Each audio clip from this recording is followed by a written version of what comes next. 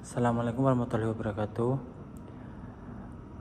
Perkenalkan, saya Faisal dari Prodi S1 Sistem Informasi dari kelas 194E07 dengan NIM 1921503. Kepada yang terhormat Bapak Arya Samudra Nusantara, saya akan mempresentasikan proyek UAS metodologi penelitian dengan judul Persepsi Remaja tentang Seks Bebas. Latar belakangnya adalah seks bebas adalah fenomena yang telah menimbulkan perdebatan yang luas dalam masyarakat modern. Latar belakangnya melibatkan sejumlah faktor termasuk perubahan budaya, perkembangan teknologi, pergeseran nilai-nilai sosial, dan pemahaman yang berubah terhadap hubungan antar individu. Pada masa lampau, norma-norma yang ketat mengenai seksualitas, khususnya terkait dengan pernikahan moralitas seks, mendominasi masyarakat. Namun seiring dengan perubahan zaman, pergeseran tersebut semakin terasa. Masyarakat mulai melonggarkan pandangan terhadap seksualitas, ruang yang lebih besar bagi individualitas dan kebebasan ekspresi.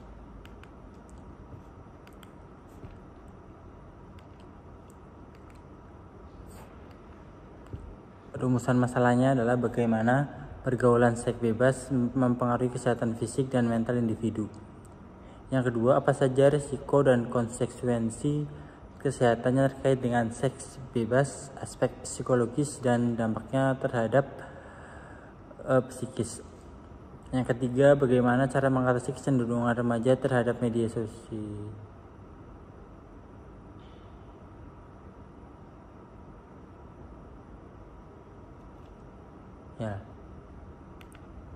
Tujuan penelitian adalah pemahamannya lebih mendalam, menggali implikasi dan dampak, menyoroti tantangan dan kesempatan.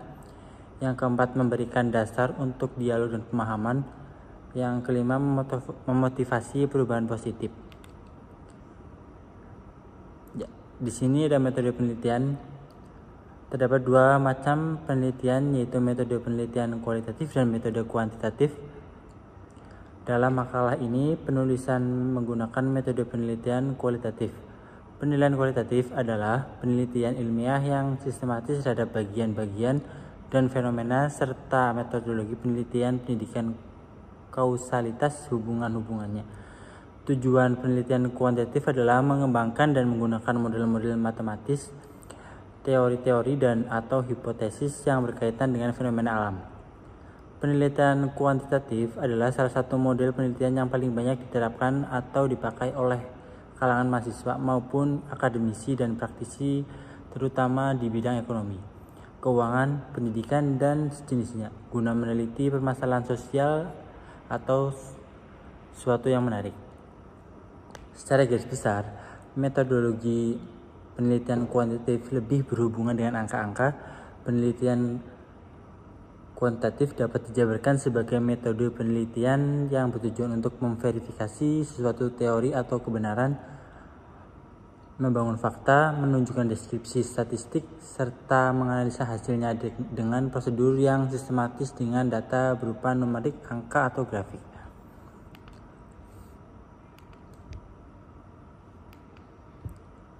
Teknik pengumpulan data yang digunakan dalam penelitian ini adalah sebagai berikut. Yang satu, observasi atau pengamatan merupakan suatu teknik atau cara mengumpulkan data, melakukan pengamatan langsung pada suatu kegiatan sedang berlangsung. Observasi diarahkan pada kegiatan memperhatikan secara akurat, mencatat fenomena yang muncul, dan mempertimbangkan hubungan antara aspek dan fenomena tersebut. Dari pengamatan akan mendapatkan data tentang suatu masalah sehingga diperoleh pemahaman atau sebagai alat rechecking atau pembuktian terhadap informasi atau keterangan yang diperoleh sebelumnya. Menurut Nana Chaudhry 2013-220, observasi ini dilakukan oleh peneliti selama penelitian untuk mengoptimalkan data mengenai pengaruh media sosial di kalangan remaja. Yang kedua, ada wawancara interview. Wawancara adalah percakapan dengan maksud tertentu, percakapan dilaksanakan oleh dua pihak, yaitu pewawancara atau interviewer yang mengajukan pertanyaan dan yang diwawancari atau interviewee yang memberikan jawaban atau pertanyaan tersebut. Menurut Leksi Molung 2005.186. Teknik wawancara yang digunakan dalam penelitian ini adalah wawancara mendalam. Wawancara mendalam merupakan cara mengumpulkan data atau informasi dengan cara langsung bertatap muka dengan informan dengan maksud mendapatkan gambaran lengkap tentang topik yang diteliti.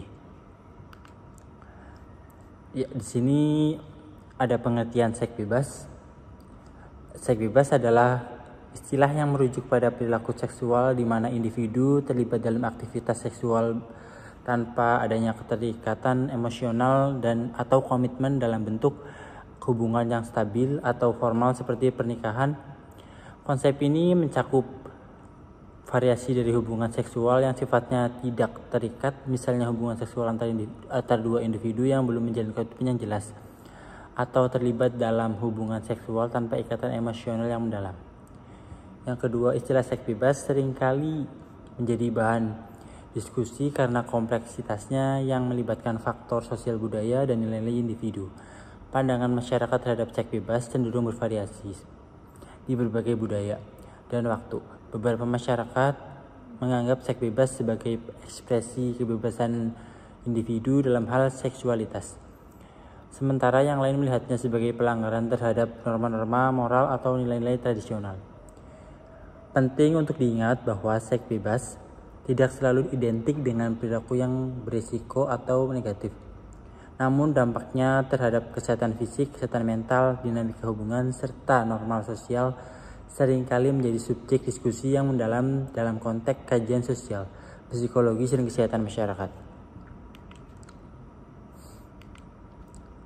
Di sini ada dampak positif seks bebas. Yang pertama, pemahaman identitas seksual, yaitu bagi sebagai individu,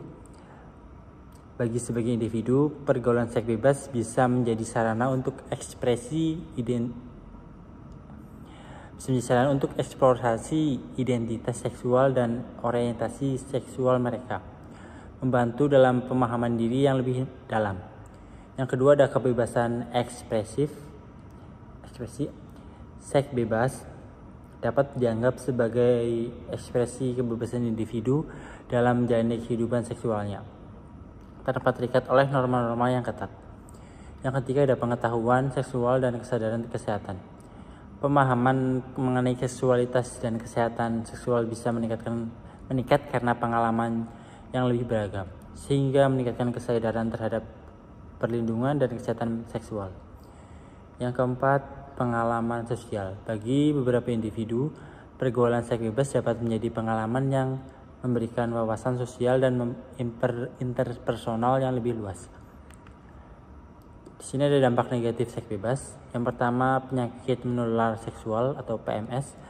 Pergaulan seks bebas meningkatkan risiko penularan penyakit seperti HIV/AIDS, sifilis, gonor, dan lainnya, terutama jika tidak ada penggunaan proteksi seperti kondom. Kesehatan mental. Yang kedua, kesehatan mental. Beberapa individu mungkin mengalami stres, kecemasan, atau depresi terkait dengan kesulitan dalam mengelola hubungan tanpa keterikatan emosional yang stabil. Yang ketiga, ada kehilangan kepercayaan diri atau rasa diri. Pola pergaulan seksual yang tidak terikat bisa mempengaruhi rasa percaya diri atau rasa harga diri individu, terutama jika terdapat ketidakpuasan atau kebingungan terhadap hubungan dan ekspektasi personal. Yang keempat, ada dampak pada hubungan. Seks bebas bisa mempengaruhi kestabilan dan komitmen dalam hubungan jangka panjang, seringkali menghadirkan tantangan dalam membangun hubungan yang berkelanjutan. Dan yang kelima adalah norma sosial dan budaya. Perubahan dalam norma sosial dan budaya sehubungan dengan pandangan terhadap seks bebas bisa menyebabkan konflik antar generasi atau pergeseran nilai-nilai moral di masyarakat.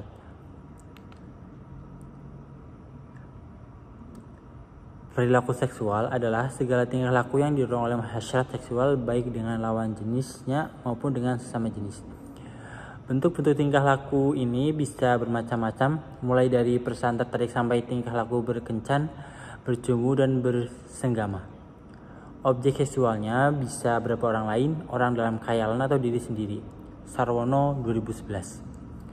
Seks merupakan motivasi atau dorongan untuk berbuat atau bertingkah laku. Oleh Freud, seorang sarjana psikoanalisa, disebutnya sebagai libido seksualis atau libido gasang dukana dorongan hidup nafsu erotis. Seks adalah satu mekanisme bagi manusia agar mampu mengadakan keturunan sebagai berikut. Itu sekarang merupakan mekanisme yang vital sekali yang mana manusia mengabadikan jenisnya menurut Kartono 1989.22225. Yang ketiga, perilaku seksual merupakan perilaku yang muncul karena adanya dorongan seksual atau kegiatan mendapatkan kesenangan organ seksual melalui berbagai perilaku. Perilaku seksual yang sehat dianggap normal adalah secara heteroseksual, vaginal, dan dilakukan suka sama suka. Sedangkan yang tidak normal atau menyimpang antara lain sodomi dan homoseksual.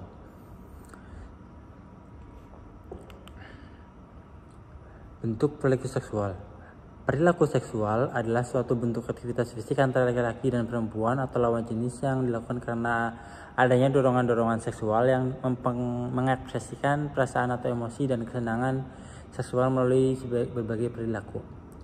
Menurut Sarwono tahun 2011, ada 4 jenis-jenis perilaku seksual, yaitu perasaan tertarik, yaitu minat dan keinginan remaja untuk melakukan perilaku seksual tanpa berupa perasaan suka, perasaan sayang, dan perasaan cinta. Yang kedua, berkencan, yaitu aktivitas remaja ketika berpacaran berupa berkunjung ke rumah pacar, saling mengunjungi, dan berduaan.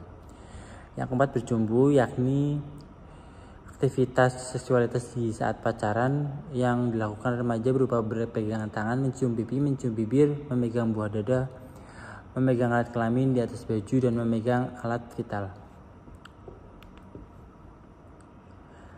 Yang keempat, ada saling menggesek-gesekkan alat kelamin dan dalam keadaan tidak memakai pakaian untuk mencapai kekuasaan. Tapi ini adalah awal terjadinya hubungan seks. Heteroseksuality, copulation, yang berperilaku melakukan hubungan seksual dalam melibatkan organ seksual masing-masing, dan pernyataan para ahli dapat diuraikan bahwa tahap perilaku seks bebas meliputi ciuman, pegangan tangan, pelukan, dan melakukan hubungan intim.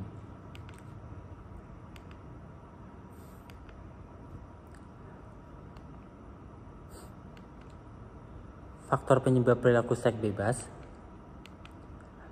adalah pengaruh media elektronik, pengaruh lingkungan, pendidikan moral agama, pengaruh minim pengetahuan.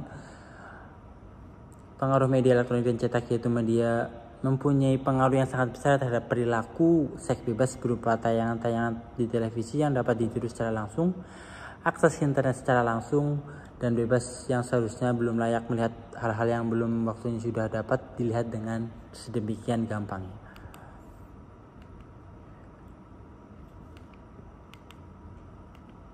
Kesimpulan, persepsi terhadap seks bebas bisa sangat bervariasi di antara individu dan budaya. Beberapa kesimpulan yang sering muncul dalam diskusi tentang seks bebas termasuk: 1. Kebebasan individu. Banyak orang melihat seks bebas sebagai hak individu untuk menjalani kehidupan seksual sesuai keinginan mereka tanpa adanya tekanan atau batasan dari norma-norma sosial atau agama. Yang kedua, kesetaraan gender.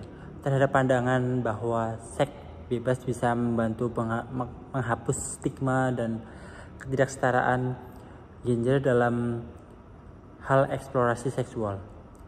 Hal ini bisa mengubah norma yang lebih mendukung kesetaraan dan kebebasan dalam hubungan intim. Yang ketiga, tanggung jawab. Beberapa orang percaya bahwa seks bebas membawa tanggung jawab besar dalam hal keselamatan, kesehatan seksual, dan perlindungan diri dari risiko seperti penyakit menular seksual atau PMS atau kehamilan yang tidak diinginkan. Saran: Diharapkan pihak sekolah atau pihak orang tua dapat lebih konkret dalam memberikan pendidikan tentang seks bebas terkait tentang perilaku seks bebas agar remaja di sekolah atau di lingkungan rumah Etislandia tidak terjerumus dalam pergaulan bebas. Sekian presentasi dari saya, terima kasih.